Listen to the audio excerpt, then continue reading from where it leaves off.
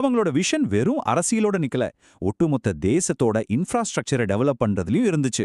ஒரு ஸ்ட்ராங்கான transport network இருந்தாதான் நாடு வளரும்னு அவங்க அந்த காலத்திலேயே கெஸ் பண்ணிட்டாங்க. அவங்க செஞ்ச பிரம்மாண்டமான மக்கள் நல பணிகளை கேட்டா நீங்களே ஆச்சரியப்படுவீங்க.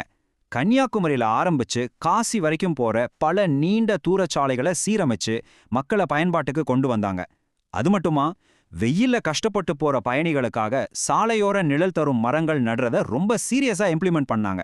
பயணிகளும் அவங்களோட குதிரைகளும் தங்கி ரெஸ்ட் எடுக்க ஆங்காங்கே சத்திரங்களை கட்டினாங்க. வியாபாரமும் மக்கள் பாதுகாப்பும் அவங்களுக்கு அவ்வளோ முக்கியமா இருந்துச்சு. இதெல்லாம் சும்மா யாரோ சொன்ன கதைகள்னு நினைச்சுக்காதீங்க. இதுக்கெல்லாம் கண்கூடான் சாட்சிகள் இன்றும் இருக்கு. நீங்க இப்ப மதுரைக்கு போனீங்கன்னா, அங்க இருக்கிற ரயில்வே ஸ்டேஷன் பக்கத்திலேயே ராணி மங்கம்மாள் சத்திரம் அப்படிங்கிற ஒரு பிரம்மாண்டமான கட்டிடம் இன்னைக்கும் ரொம்ப கெத்தா நிக்கிறத பார்க்கலாம்.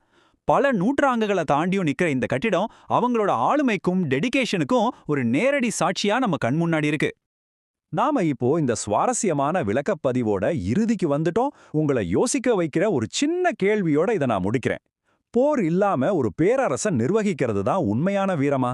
ஒரு பெண்ணா இருந்துகிட்டு அந்த பழமைவாத காலத்திலேயே கையில வாள் எடுக்காம, ஈகோவுக்கு இடம் கொடுக்காம, ஒரு மாபெரும் பேரரசோட அச்சுறுத்தலை சமாளிச்சு தன்னோட மக்கள் உசுர காப்பாத்துனாங்க பாருங்க.